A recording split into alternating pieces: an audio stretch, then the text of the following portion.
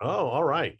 So thank you for having me. My name is Andy Rivkin, as a few folks have said. I'm coming to you from Central Maryland, and it's a pleasure to be giving this talk today. Thank you for inviting me. And I'm going to be talking about the Double Asteroid Redirection Test, which is NASA's first planetary defense test mission. So what is planetary defense? Why do we care? Is this just something that's kind of a movie plot?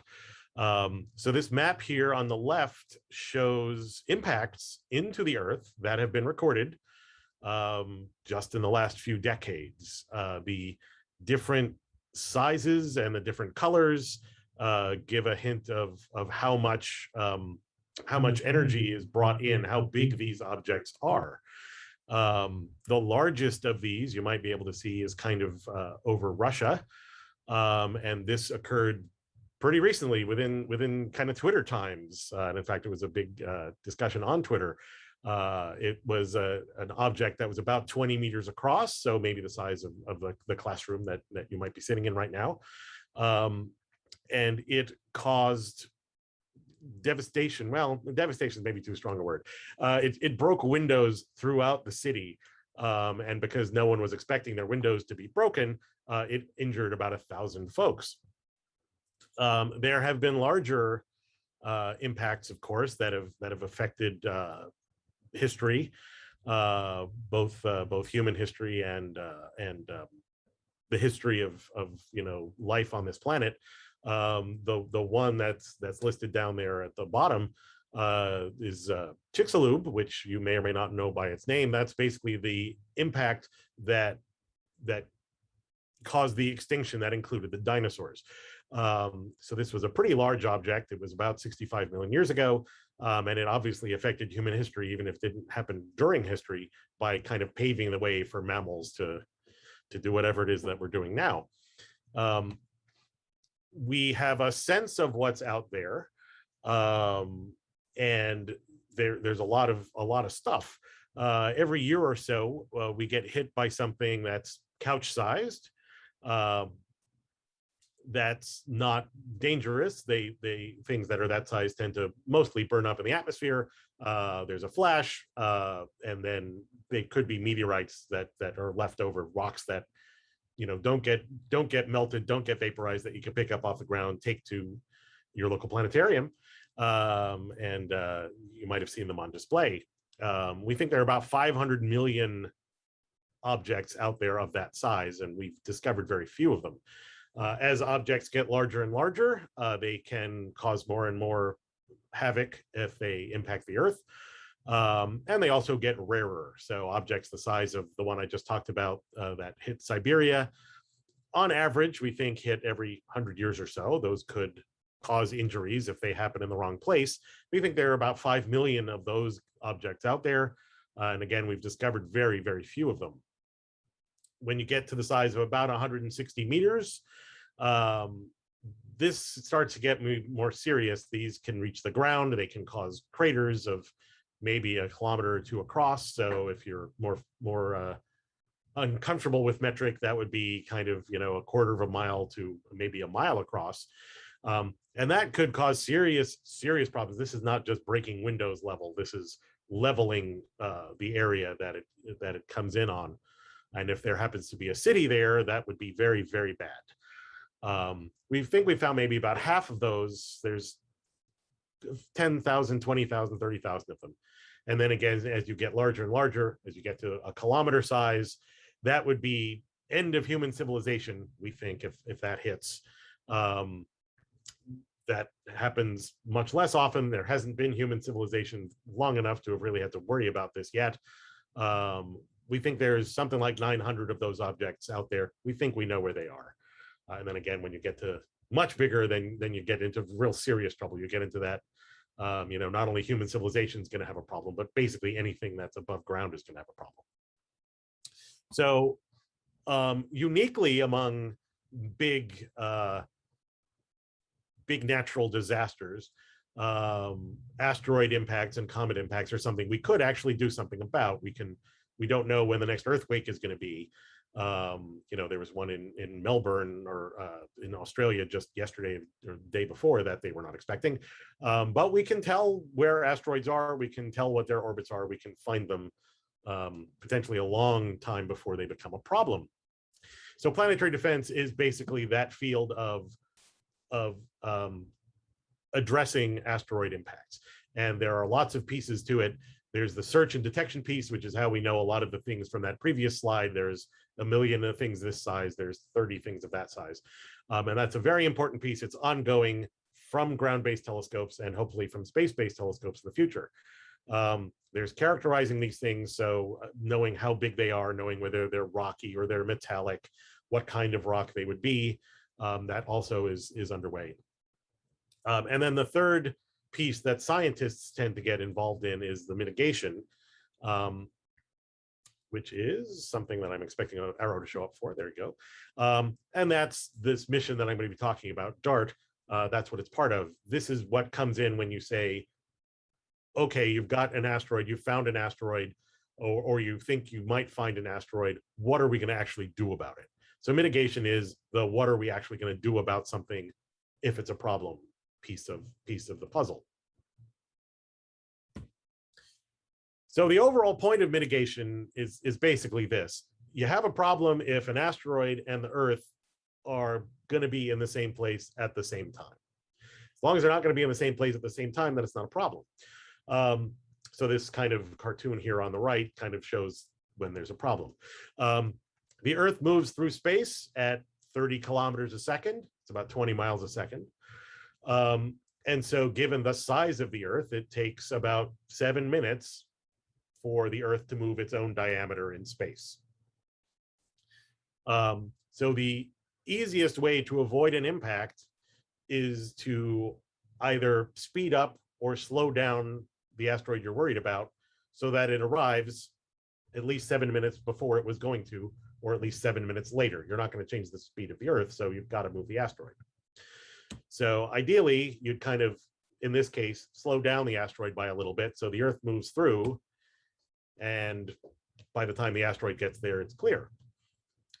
The earlier you can start to change that asteroid's speed, the better, because the smaller speed change you'd need. If you need to, again, change the arrival time by 7 minutes, if you had 10 years of warning, then you could spread that 7 minutes change over a 10-year period. And you could just change the asteroid speed by a few centimeters a second, a very small amount. I think that's like 1.5 inches a second speed, and you're good. If you only have 6 months of warning, though, then obviously the amount of speed change you need to put into the asteroid is much larger. If all you have is 6 months, then now you're looking at 80 centimeters a second, a few feet per second, etc. If you have less warning time than that, then the speed change has got to be even more. So early detection is important. That also kind of goes to the search programs that are being done. In a lot of cases, we think that disrupting an impactor, so blowing it into smithereens, is not really going to help you out. In some cases, we think that instead of moving the whole thing out of the way, if you try to blow it up, now maybe you have 2 pieces or 5 pieces that are still going to hit that are not that much smaller than your original piece. So the conventional wisdom is you want to keep your asteroid together when you move it out of the way. There are 4 techniques that we think are mature enough that if we found an asteroid incoming, we would be able to choose between right now. So for small enough objects, say if we found the object that hit Chelyabinsk, Siberia, a few years ahead of time, we might just choose a civil defense option. We might say, okay, look, it's going to come in, it's going to break some windows, but on this date, at this time, it's going to be an impact. So stay away from your windows, get into the basement. It's going to be cheaper to replace every window in town than it is to try to do something with a rocket or something like that. So civil defense is an option. If you have a large enough object and or you don't have enough time to really that your options are limited. A nuclear device, as they like to call them, is our biggest hammer. It's the biggest thing we have in our toolbox to deal with an incoming impactor. And in this case, you'd explode the nuclear package, as they say, not to disrupt and destroy your object so much as you'd set it off on the side. It would bombard the asteroid with X-rays. It would melt that part and vaporize that part of the asteroid, and that would basically serve as exhaust and move it out of the way and get the speed change you need. A lot of people are very uncomfortable with exploding nuclear packages in space. Doing a test of one is against all sorts of international treaties and against international law. Some have argued that even using it to save the Earth would also be against international law, although you sort that later, I guess.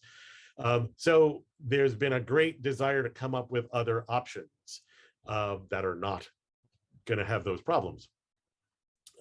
One there on the right, I'm not really going to talk about other than these few sentences, is called the gravity tractor. Basically, the idea for the gravity tractor is you send a very massive spacecraft, you park it next to the asteroid you want to move, and you use the gravity of the spacecraft you've sent to tug the asteroid. This works best with very small impactors. It would take a very long time. So that's kind of why it's off there in that corner. The fourth option, which is what I'm going to talk about for the rest of this, is the kinetic impactor. That's what the DART mission is. And the kinetic impactor concept is very easy. The idea is you have your spacecraft, you ram it into the asteroid you're worried about. The momentum from your spacecraft gets transferred to the asteroid. You change the asteroid orbit. You deflect it from Earth. You get your parade down, down Broadway or Fifth Avenue or whatever the appropriate street in Muncie, Indiana is, and you're happy. So this works, in theory, we have no problem with this, but there are still some details that we would like to know before, in case we would ever need to do this for real.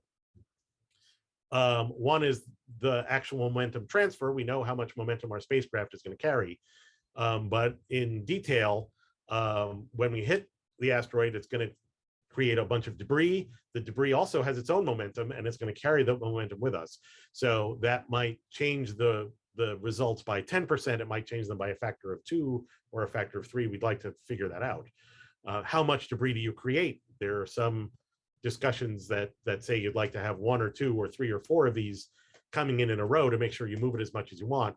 But if the first one creates so much debris that it throws the second one off course, that's not good. You want to know how long you might have to wait in between sending in your spacecraft.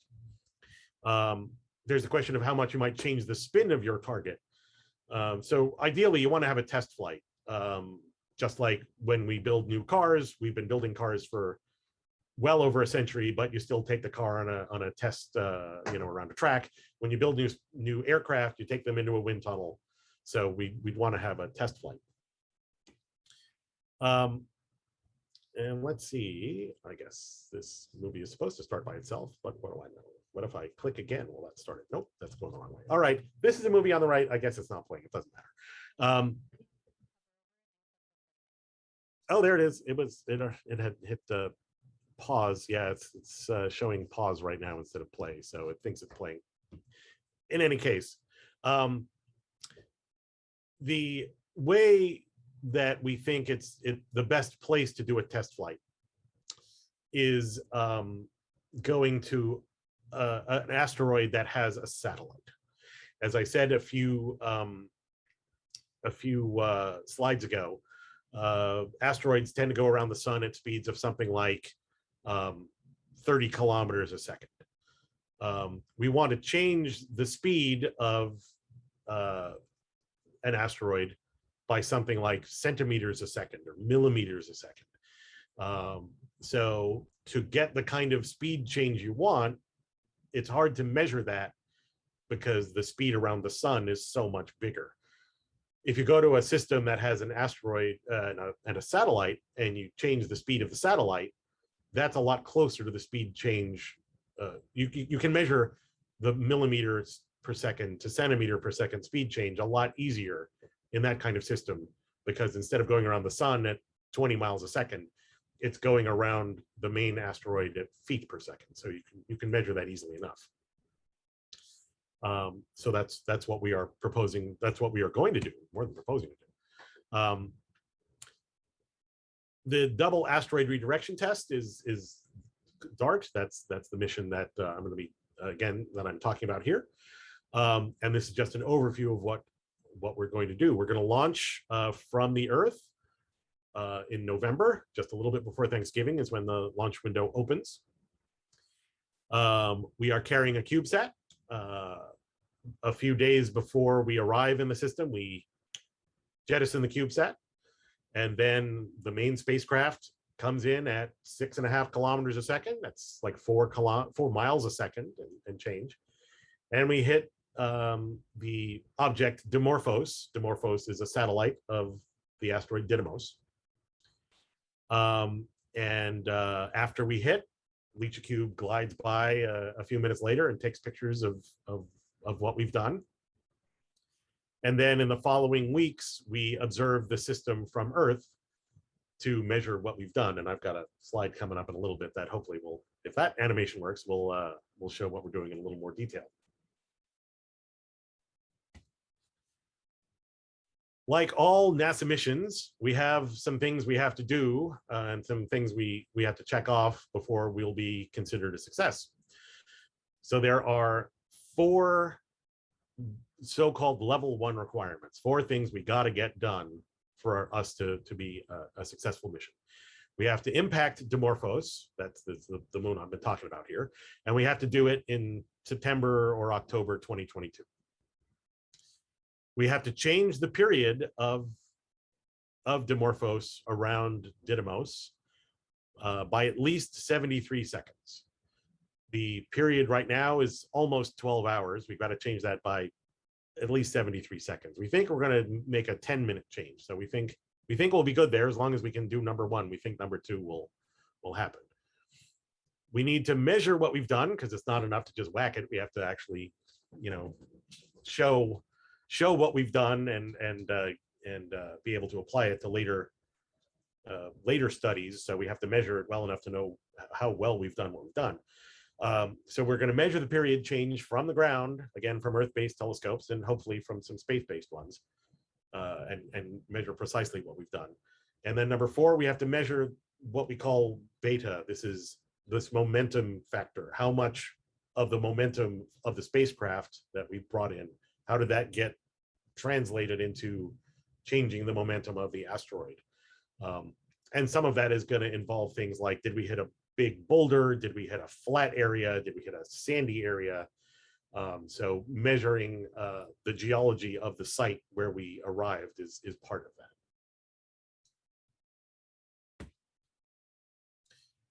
of that. Just kind of an overview of the spacecraft. We have a mass of 670 kilograms when we launch. We're going to then use a whole bunch of fuel to get where we're going, so we're going to be less than that when we arrive. It's about 2 meters by 2 meters by 2 meters when everything's stowed. These 2 things here on the side are solar panels. And we'll get a better look in another slide, but these are stowed and then they will roll out. So we're going to be almost 20 meters across when those are out. So stowed, the spacecraft is kind of the size of a vending machine, or for those of you of a more I guess rural bent, about the size of a cow. And it's also about the mass of a cow. I think it's a small cow. It's not a little smaller than average. It's not like a tiny cow, not like a calf, but like a little smaller than your average cow is my understanding. Here's a view of the spacecraft. And here now on the right, you can see how different it looks when these solar panels are rolled out. There's only one instrument. We have one camera. I'll talk about that in a few slides. And otherwise, this is all the stuff you need to get where you're going. There's your engine, your antennas, thrusters for fine control. And again, it's about 2 meters in this dimension by 2.5 in that dimension, without counting the solar panels.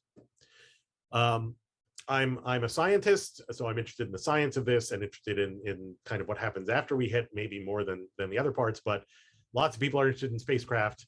And we've had this huge team of engineers that have put a whole lot of time and effort into getting us there. And there are a lot of new technologies that are going to be used on this mission for the first time. I mentioned the rollout solar arrays. So these start rolled up like a roll of paper towels, and then they deploy. That's new. That's something that once we have demonstrated on this mission, they will be useful for saving room, because you can only fit so much into a rocket when you're launching it.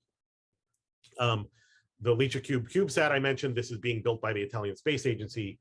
I'll talk about that more in a moment. The radio arrays are demonstrating new technology. On the solar panels, not only the rollout part is new, but the specific concentrators to transfer and change solar energy into power that can be used on the spacecraft are new. The system that we are using to steer us into the asteroid is new technology. This is called SmartNav. Basically, we're not going to have someone sitting there with a joystick, trying to steer in to this small body at 4 miles a second. The algorithms that are being used to detect the asteroid and to steer us in are all, again, this new technology.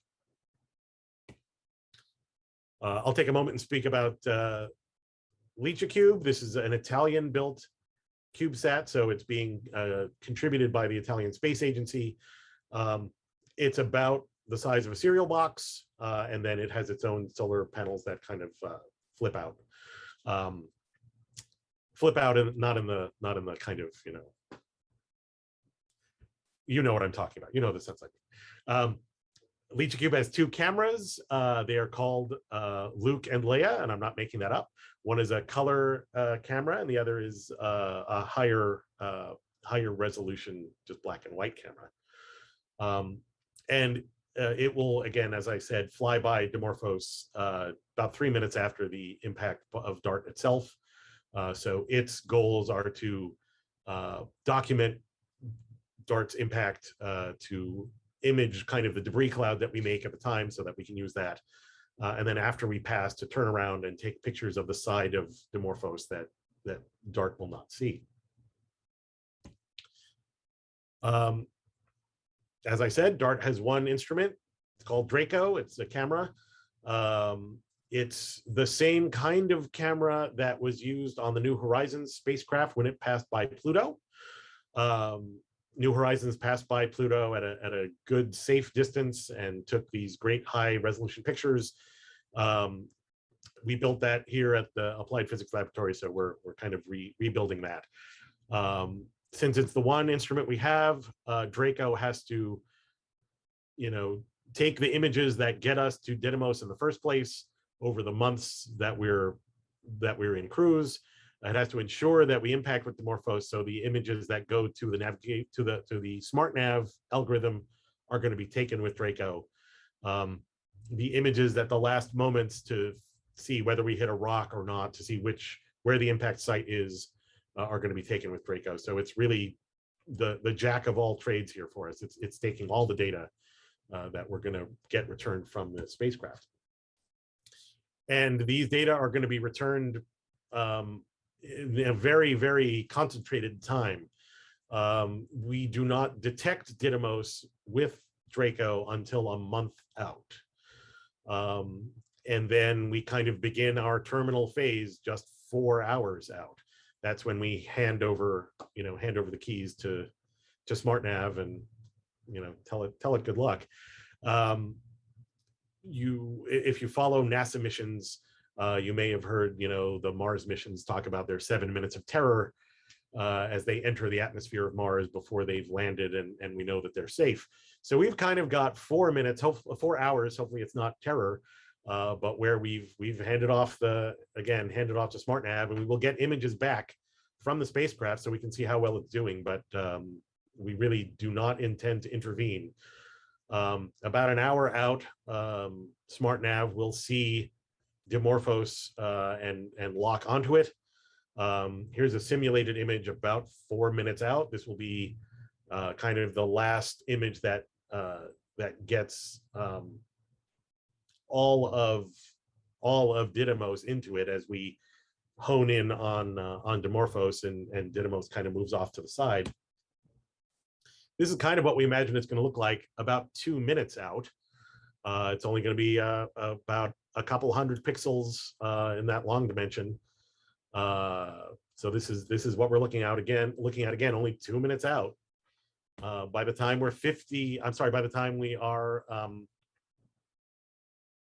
just a few seconds out, this is, I think, 20 seconds out. This is what we're going to see from the camera. So we get a couple of images in these last few seconds. We're going to take images right up until we crash, and use these images to be able to say, okay, we hit here, and either we hit that rock, or we hit that flat area, or something like that.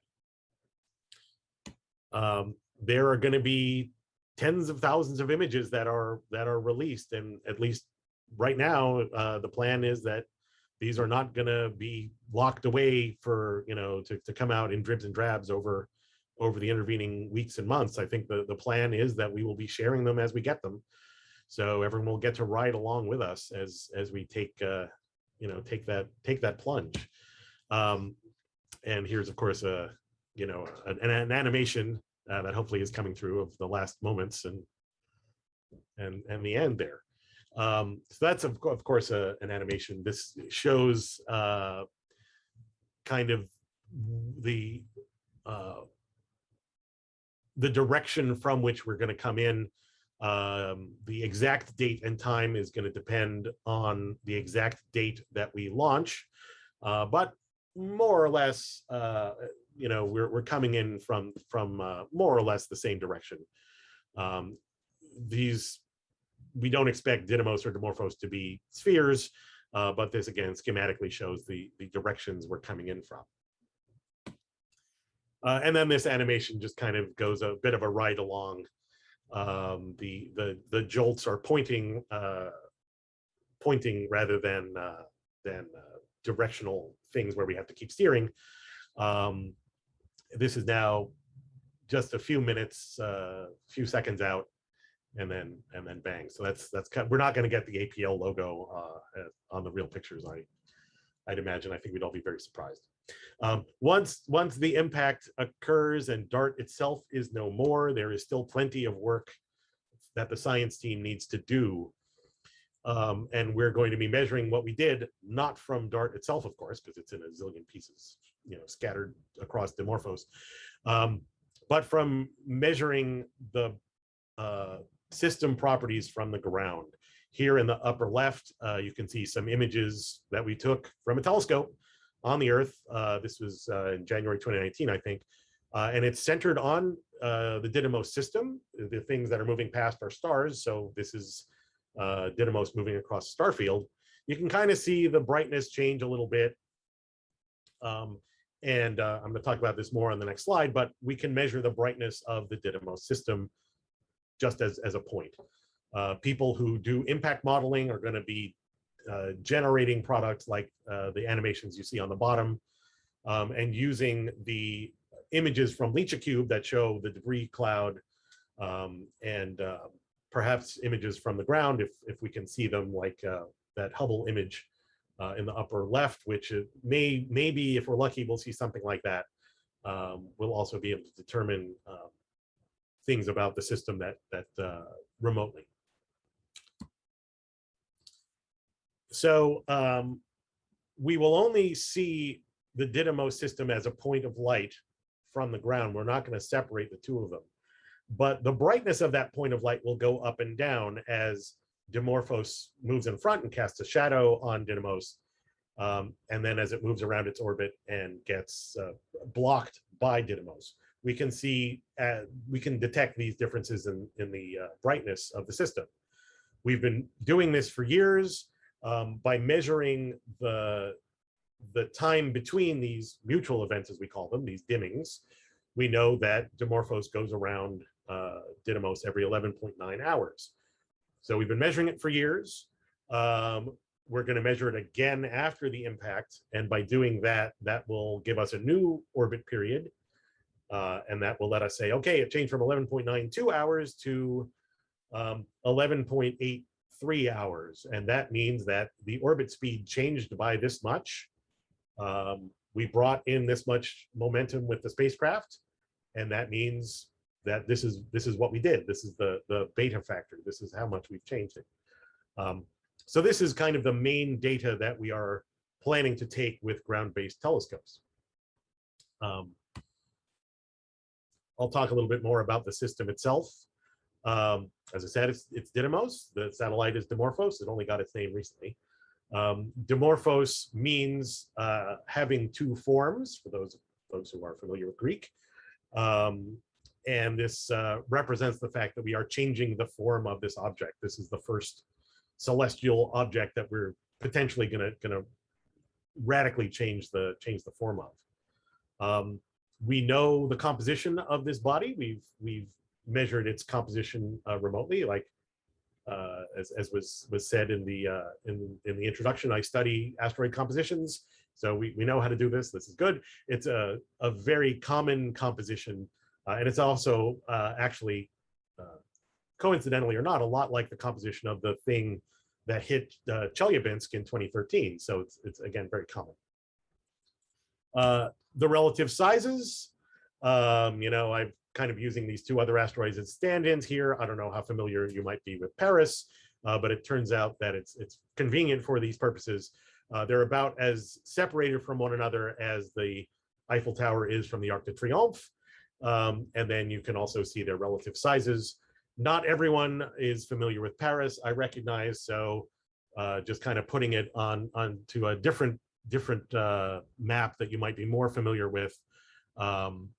It's really not that much bigger than your university campus.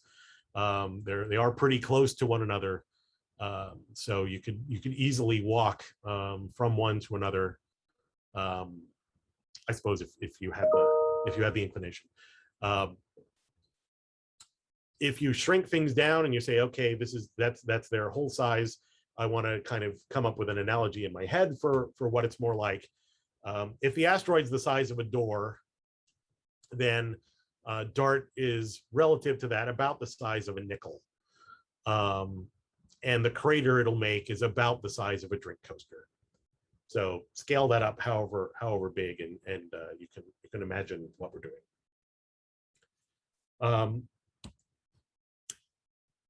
So to circle all the way back, okay, what would happen, in the case of an actual emergency? What if something the size of Demorphos or Didymos were to hit the Earth?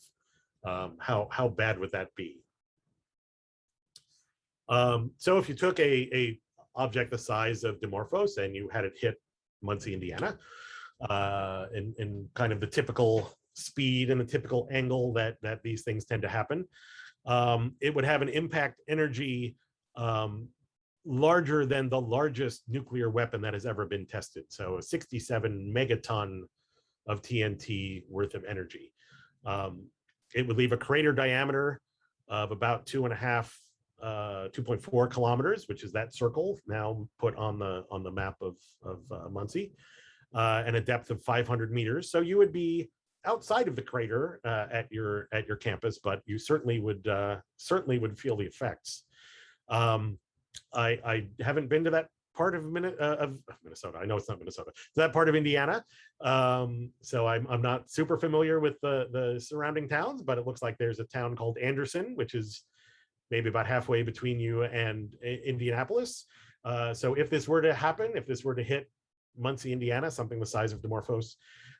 There would be an earthquake of magnitude 5.8 in Anderson about 4 seconds after the impact. And then there would be an air blast about 70 seconds later, and 120-mile-an-hour winds. And then there would be a fine dusting of Muncie, Indiana, that would fall all over Anderson a little bit later. Something this size hits the Earth every 17,000 or so years. Not something you need to stay up and worry about happening, tomorrow. But again, we're on the lookout, and the way these things work, just because it happens every 17,000 or so years doesn't mean we shouldn't look and make sure there isn't one on the way. For something that's a bit more dramatic, if something the size of Didymos, the body that Demorphos is orbiting, were to hit the Earth, or to hit Muncie, Indiana, it would break up in the lower atmosphere. It would hit the ground at 17 kilometers a second. So that's 10-ish miles a second. A much bigger impact energy. The crater diameter now would be 10 kilometers across. So it would absolutely include the campus. There'd be a fireball that would basically burn everything. It would be bad. And when you get out to Anderson, again, it's not that far, but it's reasonably far. Now the earthquake would be 7.4 magnitude, about the size of some of these big earthquakes in California. You'd get 3 meters of debris falling on the area. The air blast would be at 1,800 miles an hour, which is a few times the speed of sound. Everything would be knocked down. It would be bad. It would be bad in Indianapolis. It would be bad throughout the Midwest. And getting to the size that would be bad just for everyone everywhere. So again, this is not a common event, but again, something that at least we should be on the lookout to make sure that it's not going to happen. So coming into the home stretch of this part of the talk here, why are we doing DART? What will DART achieve? Right now, we just have kind of a theoretical understanding of how we might deflect an asteroid using a kinetic impactor. We have computer programs that can simulate these impacts, but they've been tested on things like, here's a BB that hits a brick, in our laboratory. We don't have data that can be used to validate those programs at the sizes we're worried about. And we don't have a great understanding of how realistic size hazardous asteroids are going to respond to impact deflection. Is there going to be a lot of debris? Are they going to reshape themselves? After DART, this is a dress rehearsal. Hopefully we will never actually have the stage the play, but it is a dress rehearsal on something that's the right size, that's a common NEO composition that shows that, yes, we know how to intercept something like that. We can more confidently use these computer programs on the sorts of objects that we think they might have to worry about, and understand better how the asteroids would respond. I think I've already showed this slide, so that one shows up twice. Planetary defense is an international thing. NASA is taking the lead. A lot of the asteroids that are discovered because of programs that NASA is funding, but it is an international concern, and DART has several international elements. There's this contributed CubeSat that the Italians have built. There's strong synergy with a European mission called Hera that's going to launch a few years after us, that's going to visit the same target and kind of see what we did in a bit more detail. There are members of the investigation team of DART from 5 continents, so not just the USA, but Canada, Europe, South Africa, India, New Zealand, etc. And we're going to use telescopes around the world to help us make the measurements we need.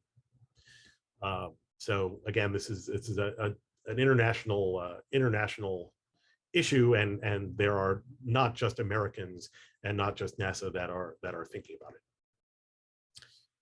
it. So for what's up for DART specifically next, right now, it's built. The pieces are on. Lychee Cube is assembled. At the end of the month. So very soon it's going to get put onto a truck, and it's going to be like, you're probably all too young to remember Burt Reynolds, but this is like, Burt Reynolds kind of movie. They're going to stick it on a truck, and the truck is going to drive to California from Maryland. I don't know which route it's going to take, but they all take about the same amount of time. And the drivers are instructed to just drive unless they have to stop to gas up or switch out because someone's going to sleep. So they're not stopping on the way to sightsee. We launch out of Vandenberg Space Force Base. And again, the launch window opens on the 24th of November. It's 10:30 p.m. Pacific time, so it'll be earlier on the next day here in the East. But I'm sure that will be a big event. Hopefully people will be paying attention and interested. After we launch in November, it's a relatively short cruise, and we impact Demorphos in either late September or early October of 2022.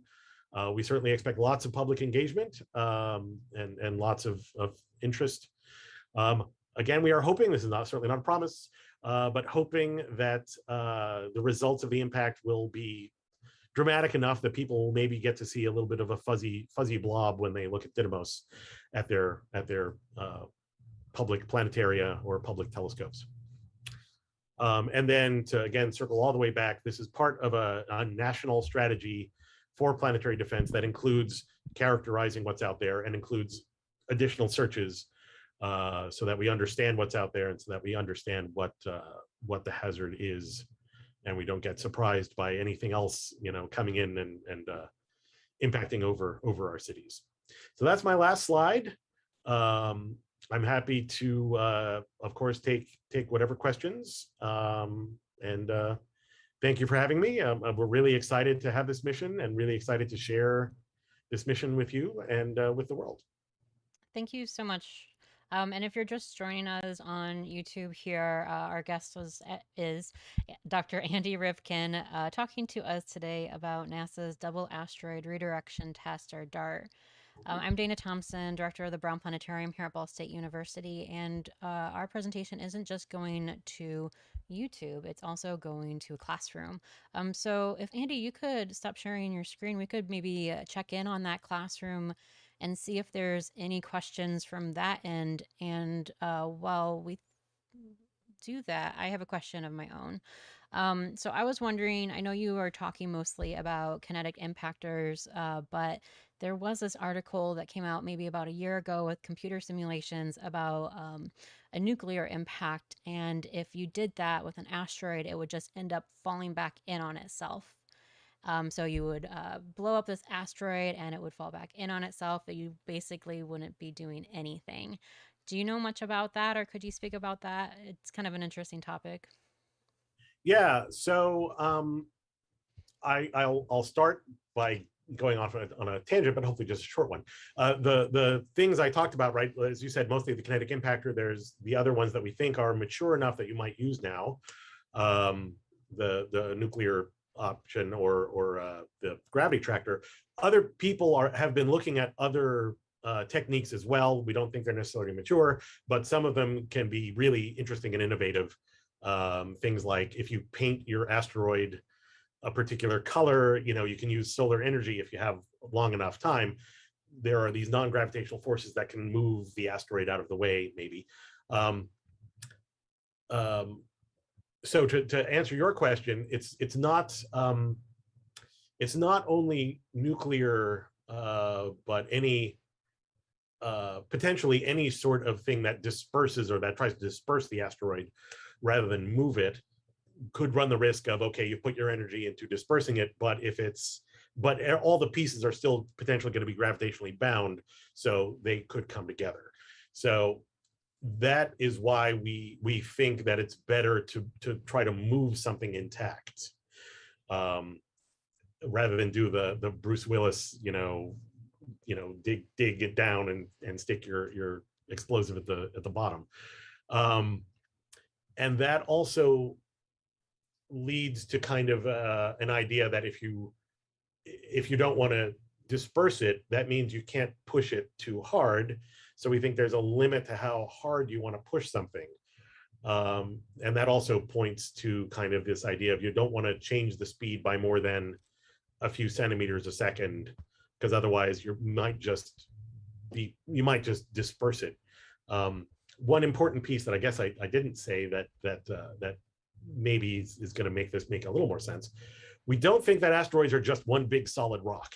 We think that they are all of the evidence we have, and if you've been watching the OSIRIS-REx mission or other the Hayabusa 2 mission, you see these things look like they're just big flying gravel piles. So, you know, you can push a solid rock however much you want, and it's not going to come apart. But if you have a big flying gravel pile and you try to push it, you're not necessarily going to do, it's not going to do what you think. Did that answer your question? I think I answered any number of random questions on the way. So yeah, no, that was great. Thank you. Any questions from the classroom before I ask some more of my own here? Good. So you just mentioned that you don't think that all asteroids are made out of just solid rock because that gravel issue. Is that also then going to be a part of the test, or do you guys, because we've been saying this for 50 years, you know, via other observations that this is a rock and not a gravel patch, and that might be I'm sorry, could someone closer to the mic repeat that question? Okay, yeah, sure. I'll sort of sum it up. So, do we know that this asteroid is more solid than a gravel pile? Do we know that this is more solid than a rubble pile? No, in fact. And in fact, I think it's very likely to be a rubble pile. The way that we think asteroid moons are formed, and this is an asteroid moon, is that you start with your rubble pile, and then there are a number of ways in which we think that asteroids can get spun up, and then eventually some of that rubble pulls off to form the moon. We think that a rubble pile can still be deflected this way, just like you know, it won't pass all the way through. You know, you're still hitting some material. It still has some density. We think the density is something like 2 grams per centimeter, so maybe twice the density of water. So it's still going to encounter mass. The mass is still going to slow down your spacecraft, and the asteroid or the moon Demorphos is big enough that you're not going to pass all the way through. It will react differently, though. So we think that the amount of debris we kick off is going to be potentially less for a rubble pile than if it's a solid rock. So that's one of the things we're going to look out for, is this beta factor. If this beta factor is more like 1 or 1.2, then we think that means it's a rubble pile. If it's more like 2 or 3 or 4, then we think we've hit a solid rock. And that's not something you know now. You need an impactor to figure that out, right? Or yeah, we don't know now. We could possibly tell from images, but we don't have images yet, and we're not going to have images until, like, you know, a small number of minutes before we hit anyway. So we're going in, and it's part of the experiment. Yeah, great. All right. Any more questions from the classroom? And then we also can take questions in the chat for anyone who's watching on YouTube here. Yeah, real quick, because it was not something that was covered in the talk. When I first heard about this mission, it was associated with another mission from the European Space Agency, I thought, called AIM. Did that get renamed to the Hera, or is AIM scrapped? Yeah, AIM, when we first started working on this, you know, 5 or 6 or 7 or 8 years ago, to let you know how long some of these things take sometimes, you know, we had hopes that our European colleagues would be able to have a mission there before we showed up to characterize things, to be there when we impacted, and then kind of document it from there. That turned out not to be in the cards for various reasons, but the Hera mission is basically the mission that we had hoped would be there at the time, but just slipped a few years. So they're not going to see the actual impact, but they're going to do the studies after the impact to kind of get more details of, here's the crater we made, here's, you know, more precise measurements of the bodies. I think they plan to have actually a lander, a little lander to measure some of the things that we'd like to know. So together, the two missions are much more than either one individually could do, but both also are individually really good missions. Any other questions?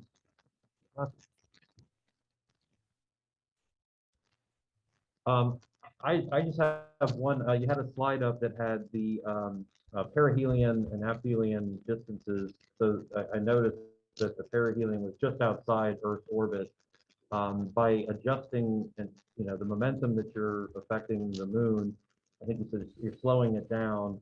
Does that have any expected to have any effect on the system's orbit, where especially would it be now potentially an Earth crossing asteroid where it wasn't before?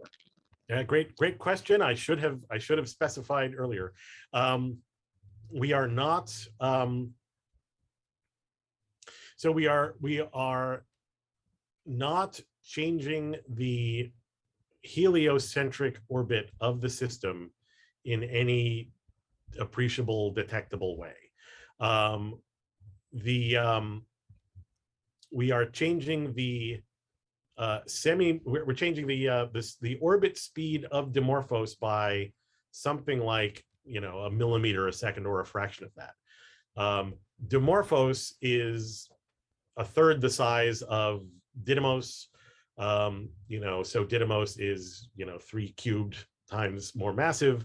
So, you know, the momentum we're putting into the system is that much less, or the speed change is that much less.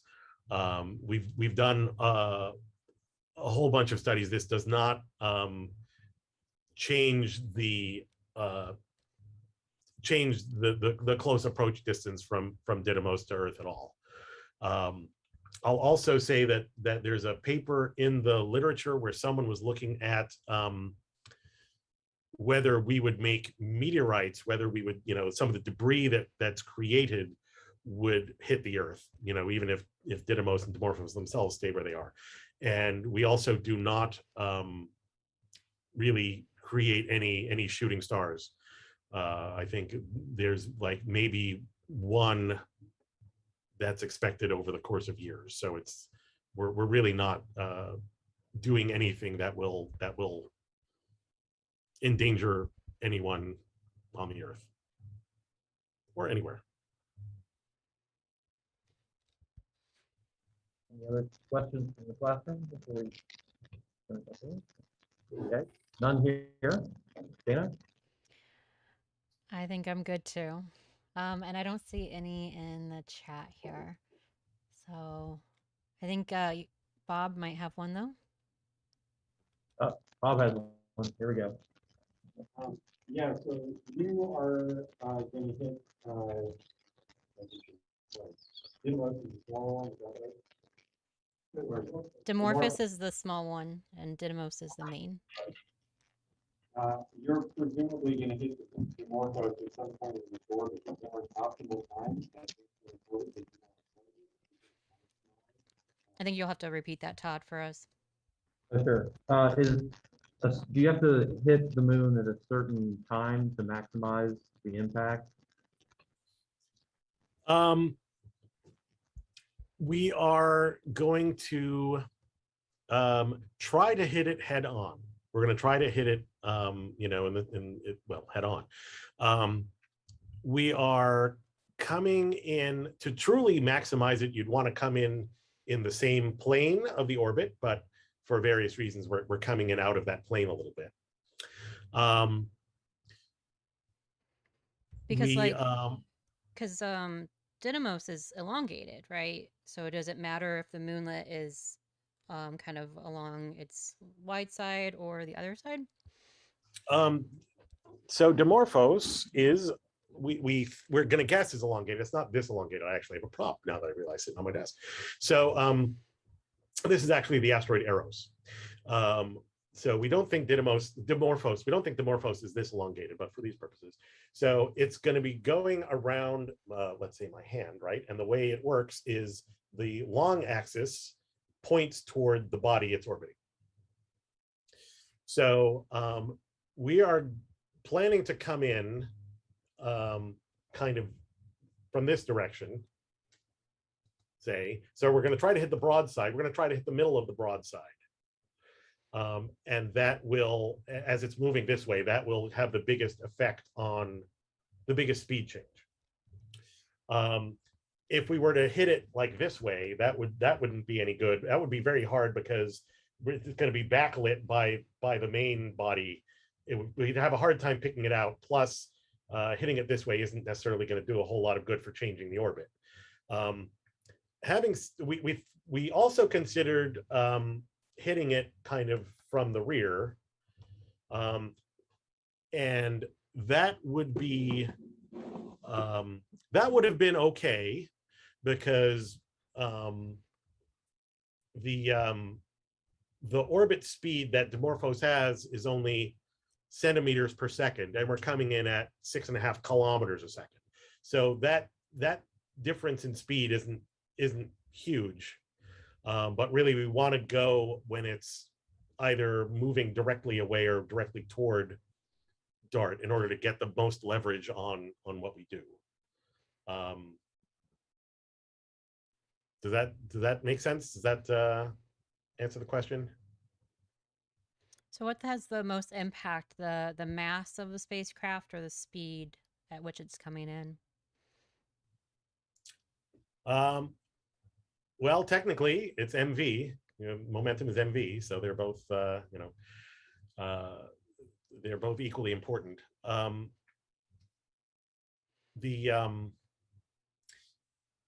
I think in a real emergency, so to speak, the speed of the impact is probably going to be set just through the celestial mechanics and the orbits, and the Earth is here, you want to launch on this date, so when you show up at the asteroid you're moving this fast.